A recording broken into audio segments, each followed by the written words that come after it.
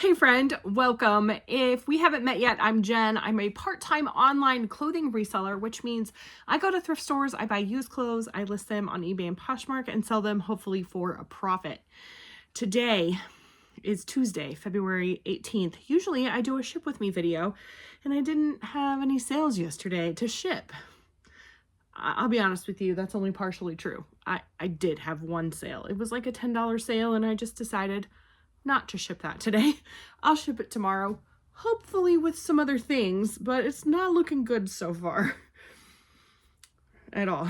It's actually evening. I usually film in the morning and yeah, it's been a slow day again.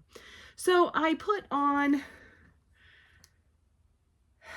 a community post on YouTube asking for some Q&A. What are some questions that people had for me about reselling, potentially about YouTube, and even personal questions. So I have 7 questions here and I just thought we'd chat a little bit. So how long were you selling on eBay prior to adding Poshmark? Do you find one platform easier than the other? This person, Judy Fisher, says, I sell on eBay and I'm thinking of adding another platform. I've been selling since last June. Thank you for any insight. Well, I can tell you what I did, and I think everybody has to do their own thing. If you've seen any of my videos, I say that quite often. You have to do what's best for you. I was on eBay for about a year before I tried Poshmark. I tried it for a little while, gave up, and then I was on eBay probably for another year before I was pretty consistent with Poshmark. I don't have a great memory with certain things. I think I tried it 3 different times before it actually stuck. The third time's a charm, right? So for me, and then, sorry, I want to complete that thought. I also was then on Poshmark for about a year. It was maybe 9 or 10 months before I added Depop. So for me, the thought was I wanted to have a good handle on the platform that I was on before I added something new. And so by the time I felt confident, comfortable with eBay, not that I was always doing everything correctly, but just doing the best that I could. And as long as I felt comfortable with it, then I felt like I could add something new. So then when I felt comfortable with Poshmark, then I felt like I could add Depop. I don't know if I should add any more. I keep kind of thinking about Mercari, but I will say that as I've added platforms, it doesn't actually seem like my sales are increasing because of adding that platform. My sales have been pretty consistent. I mean, not exactly. There's always up and downs, but in a general range of consistency for probably 2.5 years. So definitely before I started Poshmark, after I added Poshmark, about 30% of my sales, 30 to 40% of my sales are now on Poshmark. But my profit and even my gross sales have not increased 30%. So I'm not entirely sure what that is. I don't know why that is. I have a couple theories. I don't know how to test those theories. So yeah, I don't know. That's just information, I guess, again, of my journey. I'm sorry, I misspoke. I did add Curtsy, and that is just kind of a set it and forget it type of platform. And so I don't feel like I have to learn anything, although I don't think I'm doing it right. So there's that too. So next question by Jezebolo. How long do you see yourself in the reselling business? And then they also ask, is there a platform that you prefer over another? I do prefer eBay just because I'm most familiar with that, but I like the other ones as well. Poshmark, definitely I like.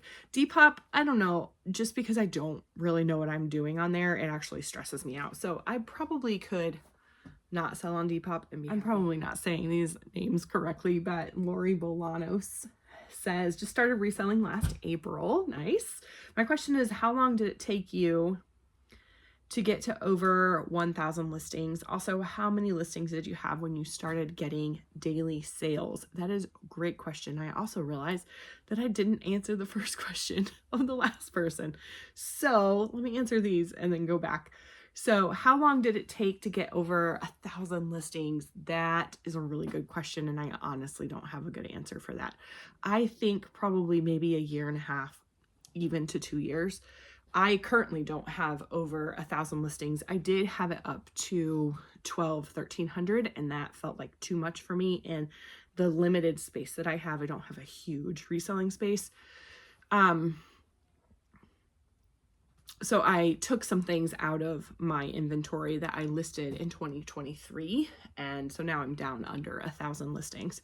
But yeah, I kind of think maybe it took, I would say at least a year, but probably closer to a year and a half. I'm not really sure. I think it depends on like how many items you're listing and how many items you're selling. If you're listing 10 items a day, then that's going to take 100 days to get 1,000 listings, but you're also selling some of those, hopefully. And so, yeah, I think it just kind of depends. But if you're only listing 5 items a day, then that's going to be significantly more time to get to 1,000 listings. And then, it just depends on how many items you're selling within that time frame as well. How many listings did you have when you started getting daily sales? I don't remember how many listings I had, but I do know it took probably a good 6 months to get consistent daily sales. All right, going back to that question, how long do I see myself in the reselling business? This is really interesting because I do have a history of getting really excited about something, going all in, and then giving up and just completely leaving it. But that has not been the case with reselling and even with YouTube. And I find it really interesting that I've kind of stuck with it this long. For me, it's a really good, it's just a good way to earn money. I can stay at home with my kids. It's something that I enjoy and it's fun. Any other way that I would be able to make money in the circumstances that I have, I wouldn't get as much enjoyment out of it for the most part. Yeah, so I don't really have like a set time of like, oh, I'm going to do this for 2 more years or I'm going to do this for 30 years. I don't know. I'm going to do it as long as it works well for me. So when I say works well, like, is it stressing my family out? That's a big part of that for me. Am I still making money and am I still enjoying it? So those are the 3 kind of things. Right now, it works really well for our family. I had a job prior to reselling where I was outside of the home for a few hours a week. And when I say a few, like 20 probably. And it was just kind of inconsistent and it was very, very stressful on our family. Even the majority of that was when the country was shut down. And so there was, my husband was working from home. So he was real flexible with his hours and things. And so even with those circumstances, it was still just really, it just wreaked havoc on my family. It was very, very stressful. So, yeah, this has been really good. So the 3 kind of things is as long as it's working well for my family, as long as I'm still making money, and as long as I'm still enjoying it, because I don't know, I'm kind of at that place in my life where I'm like, I don't want to do something that I don't really enjoy. All right. This is a really good question from Kathy Dietrich. I probably didn't say that right. Suggestions on sourcing with little kids. Oh, have you ever sourced on evenings or weekends? My nearest bins is open on Saturdays, but I already dislike the bins, and a crowded bins gives me anxiety. Context, she's a stay-at-home mom. Kids are 7, 4, and 18 months. The oldest is in school. Yeah, so kind of like just what I said, if the bins stress you out and give you anxiety, find a different place to source. There's no reason that there's so many other thrift stores. There's online, wholesale options. There's retail arbitrage, online arbitrage. Like there's so many other ways to source. My context is I go to thrift stores most of the time. I do go to the bins occasionally. When I go to the bins, I get a lot of stuff. I was actually just talking to my husband about this the other night. I was like, I feel like when I go to the bins, it's significantly far away from me. There's 2 that I go to, and they're like an hour and 15 and an hour and 30 minutes away. And there's actually another one in the area too that's about an hour and a half, but I haven't gone to that one yet. But because I'm like spending the entire day going to the bins and staying there, like I just have this, like, I have to get all the things. And I find that I'm not sourcing as well. Like I'm worried more about quantity than quality. And I don't know that that's the way I want to be sourcing. So not that I'll never go to the bins again. I'm actually kind of anxious, excited to go again because it's been a minute. But just something that I want to keep in mind as I'm going to the bins. So all that to say, if it's not enjoyable for you, don't do it. That's kind of I will say I do have local sourcing opportunities where my cost of goods is significantly low, similar to the bins. Actually, it's often less than the bins. And so I do see that there's some privilege in that, where I can say, oh, I don't have to go to the bins because my cost of goods locally is so low most of the time. And maybe that's not the case for you, where you only have the bins as your option. Yeah. That's what I mean. We all have different circumstances. It's so hard to say. So suggestions on sourcing with little kids: have all the snacks, make sure you have water, hydrate. You have an 18-month-old, do you baby wear? I would definitely suggest grabbing a baby carrier. An 18-month-old could be on your back really well, and grab them a toy, hook it to the baby carrier, and then you are hands-free to source all you want. Pop your 4-year-old in the stroller with a toy or a book or a snack, and you're off. I would say maybe limit going for long periods of time. We're only going to be in the store for 45 minutes, and even have a visual timer. Especially for the 4-year-old, they love visual timers. Like, okay, when this red thing goes away, then we're going to check out and leave. And that might be helpful. I'm assuming you're asking about weekends and evenings because your spouse, partner, husband, whatever, can help in that.